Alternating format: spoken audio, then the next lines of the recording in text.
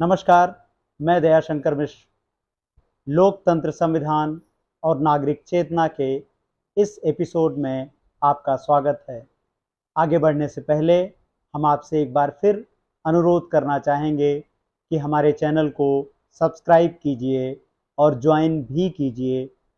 आप ज्वाइन करके super thanks भेजकर और दिए गए क्यूआर को स्कैन करके भी हमारा सहयोग कर सकते हैं।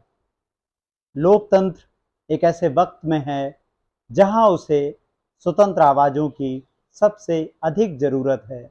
हम देख रहे हैं कि सरकार किस तरह से बुलंद आवाज़ों को, स्वतंत्र आवाज़ों को दबाने का काम कर रही है। ऐसे में बहुत ज़रूरी है कि नागरिक अपने उन पत्रकारों का साथ दें जो बिना डरे, बिना किसी दबाव के जनता तक वह विचार पहुंचाने की कोशिश कर रहे हैं जो लोकतंत्र और संविधान के हक में है। आज का वीडियो भारत में गोदी मीडिया द्वारा फैलाए जा रहे अमेरिका के बारे में भ्रम पर है। मीडिया लगातार आपको बता रहा है कि किस तरह से भारत और अमेरिका के रिश्ते प्रगाढ़ हो रहे हैं, मजबूत हो रहे हैं। नई नई कहानियां आपके सामने रोज लाई जा रही हैं, लेकिन हकीकत कुछ और है। आगे बढ़ने से पहले थोड़ा पीछे चलते हैं। आपको याद है जब दूसरे कार्यकाल के लिए ट्रंप अपना नामांकन दाखिल कर रहे थे अमेरिका में, या यूं कहें कि चुनाव लड़ने की तैयारी कर रहे थे, तब भारत में कितना जोश पैदा किया गया था। ट्रंप के लिए हवन किए जा रहे थे, ट्रंप के लिए मन्नतें मांगी जा रही थी। ऐसा लग रहा था कि जैसे भारत का कितना बड़ा हित है ट्रंप के जीतने से, ट्रंप के आने से जैसे भारत के लिए सारे रास्ते खुल जाएंगे। आज हम लोग जो हवन पूजा पाठ कर रहे हैं, हम लोग चाहते हैं अमेरिका में दूसरी बार डोनाल्ड ट्रंप राष्ट्रपति बन के आए, क्योंकि जहाँ जहाँ सनातन की आवाज की जरूरत होती है दुनिया में कोई सनातन के लिए आवाज नहीं उठाता है। बांग्लादेश में जिस प्रकार से आगजनी और लूटपाट, बलात्कार, धर्मांतरण की घटनाएं हिंदुओं के साथ हो रही है, उनको लेकर डोनाल्ड ट्रंप ने जो आवाज उठाई है, ये वही डोनाल्ड ट्रंप है जिन्होंने आदरणीय मोदी जी के साथ अमेरिका में राष्ट्रपति रहते हुए साझा बयान दिया था कि उग्र इस्लामिक आतंकवाद से दुनिया खतरे में है। पहली बार किसी देश के राष्ट्राध्यक्ष ने इस तरीके की बात उठाई। जिस प्रकार से कमला हैरिस जो उनकी विपक्ष में उनकी प्रत्याशी वहां पर, उन्होंने कहा कश्मीर में अलगाववादी अगर मदद मांगे तो अमेरिका उसमें हस्तक्षेप करेगा। तो हम नहीं चाहते हमारे इस देश में हमारी अंदरूनी मसले पर कोई आवाज उठाए। जिस प्रकार से अमेरिका और भारत के रिश्ते रहे हैं, उनको देखते हुए हम चाहते हैं कि हमारे मित्रता के संबंध और प्रगाढ़ होंगे अगर डोनाल्ड ट्रंप पुनः वहां जीतेंगे। तो हम सब प्रार्थना करते हैं ईश्वर से कि डोनाल्ड ट्रंप पुनः वहां पर राष्ट्रपति चुन के आए और एक सौहार्दपूर्ण भारत के लिए विश्व में एक माहौल बने और सनातन की रक्षा करेंगे, ये उन्होंने वचन दिया। बांग्लादेश में भी उन्होंने ताजा बात उठा के कहा ही है। लेकिन हमने देखा कि किस तरह से स्थितियां लगातार उलटती चली गईं। आपको याद है वो तस्वीरें, कैसे अमेरिका में रह रहे भारतीयों को हवाई जहाज में ठूंस कर हथकड़ियों से कैद करके भारत भेजा गया। एक नहीं, कई बार जब इसके बारे में स्वतंत्र रूप से बात करने वाले लोगों ने आवाज उठाई तो गोदी मीडिया ने कहा कि सब देशों के साथ अमेरिका ऐसा ही कर रहा है। लेकिन हमने देखा कि कैसे कोलंबिया जैसा एक छोटा सा देश भारत के मुकाबले, जिसकी आर्थिक और राजनीतिक हैसियत कहीं कम आंकी जाती है, वह उठकर खड़ा हुआ और उसने अमेरिका से कहा ऐसा नहीं होगा। और उसने अपने विमान भेजे और बेहद सम्मान आदर के साथ कोलंबिया अपने नागरिकों को अपने देश लेकर आया।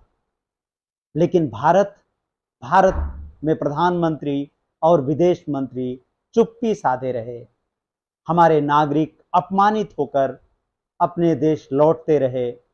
और अपमान का घूंट पीने के अलावा जैसे उनके सामने कोई विकल्प नहीं था। तो जरा सोच कर देखिए वो कौन लोग थे जो ट्रंप के लिए हवन पूजन कर रहे थे। उनकी पूजा का, उनके हवन का और उनके प्रोपेगेंडा का क्या हुआ? ऐसा लगता है कि वह सब भस्म हो गया। अब अमेरिका क्या कर रहा है?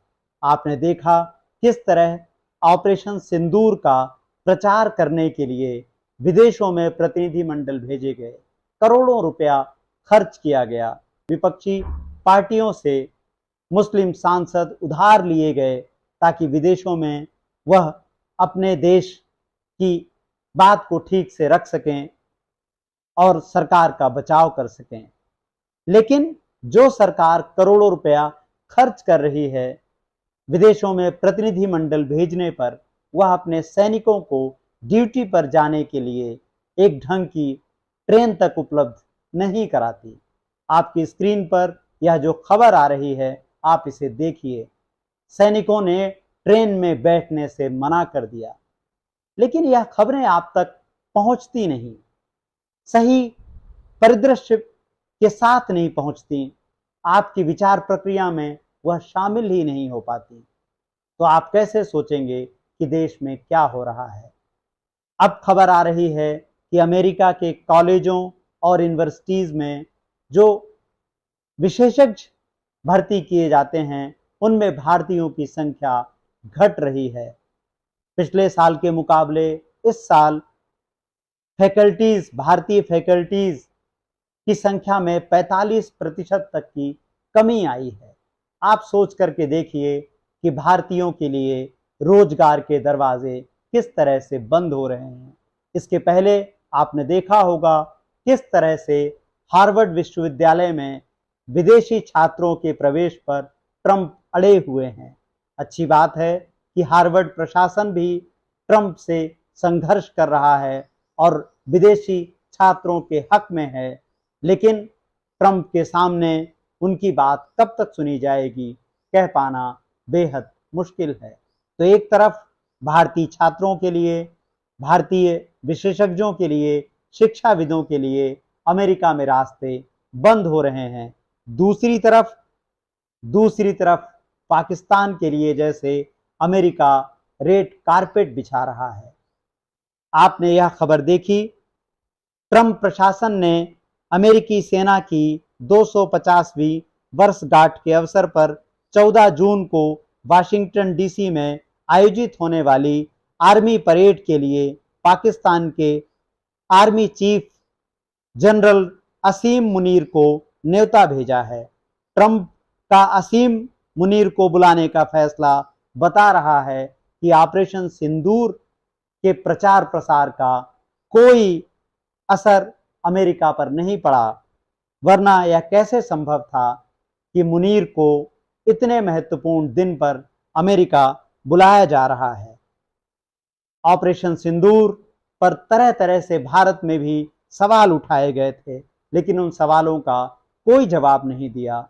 ट्रंप अब तक 11 बार कह चुके हैं कि भारत और पाकिस्तान के बीच तनाव में, उसे कम करने में, सीज फायर में सबसे बड़ी भूमिका खुद ट्रंप ने निभाई है। हमारे विदेश मंत्रालय की ओर से इस बारे में कभी ठोस रूप से, स्पष्ट रूप से कुछ नहीं कहा गया। जब भी इस पर कोई सवाल उठता है, विदेश मंत्री उसका सीधा जवाब देने की जगह घुमा फिरा कर जवाब देते हैं। बड़ी बड़ी बातें कह दी जाती हैं, जैसे आपको इस खबर में दिखाई दे रही हैं कि किस तरह से सवाल पूछा जा रहा है और विदेश मंत्री उसे घुमाकर गायब कर दे रहे हैं, बड़ी बड़ी बातों में बदल दे रहे हैं। सवालों का उत्तर देने की जगह विदेश मंत्री प्रवचन देते हुए नजर आते हैं। तो हम साफ साफ देख सकते हैं कि अमेरिका में भारतीयों की मुश्किलें बढ़ रही हैं, लेकिन हमारा मीडिया इस बात को रेखांकित कर पाने में असफल हो रहा है। तो आपको बहुत ध्यान रखना है कि दुनिया में क्या चल रहा है और आपको दिखाया क्या जा रहा है। आज के एपिसोड में बस इतना ही।